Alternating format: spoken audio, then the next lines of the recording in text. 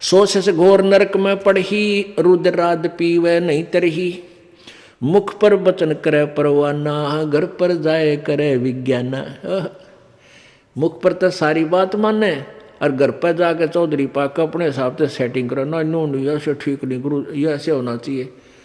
तो परमात्मा कहते हैं आप जीव हैं और जीव संज्ञा में ही रहना चाहिए। आपने परमात्मा की आज्ञा में कोई भी दोष नहीं निकालना चाहिए, फाइनल हो। अब गुरु जी की आज्ञा देगा आपको। हम क्या आज्ञा देते हैं भाई? बीड़ी मत पीना, शराब मत पीना, तम्बाकू मत पीना, बुराई ना करना, चोरी मत करियो, रिश्वत मत लेना, भगवान पर विश्वास रखना, भक्ति करना, आनुपाशा मत करना। और ये सारी ही ना करने की है और ये आज्ञा पालन करने की है। और ये भी नहीं करोगे फिर भगत कैसे? व्यर्थ। मुख पर वचन करे परमाना, घर पर जाए करे विज्ञाना। जहाँ जावे ता निंदा करही, सोच से घोर नरक में पड़ही।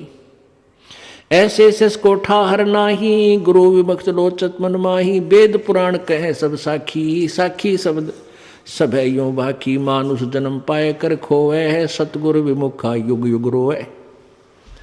अब सतगुरु से विमुख होने वाला कहते हैं युग युग रोएगा। परमेश्वर आए थे सतगुरु रूप में, सन 1398 में प्रकट हुए थे बालक रूप में। और सन 1518 में वो परमात्मा 120 वर्ष रहकर सतगुरु की भूमिका करके सहशरीर गए थे। तो उस समय जो हम 64 लाख के 64 लाख और परमात्मा से विमुख हो गए थे, हम सतगुरु से विमुख हो गए थे। और उनके विमुख हुए हुए प्राणी युग युग रो रहे हैं। आज तक हम भटक रहे हैं, भरम रहे हैं, क्योंकि हमने परमात्मा को परमात्मा नहीं माना। क्यों नहीं माना? क्योंकि हम अशिक्षित थे। अशिक्षित होने के कारण हम उन गुरुओं की जो संस्कृत भाषा जानते थे, वेद पुराणों को पढ़ते थे, उन्हीं को हम विद्वान मानते थे। और वो कबीर परमात्मा जो हमें ज्ञान देते थे और जो ज्ञान वो संस्कृत भाषा के जानने वाले गुरु बताते थे, ऋषि बताते थे, वो कबीर जी के विपरीत था। कबीर जी का ज्ञान उनके विपरीत था और शास्त्रों के अनुकूल था।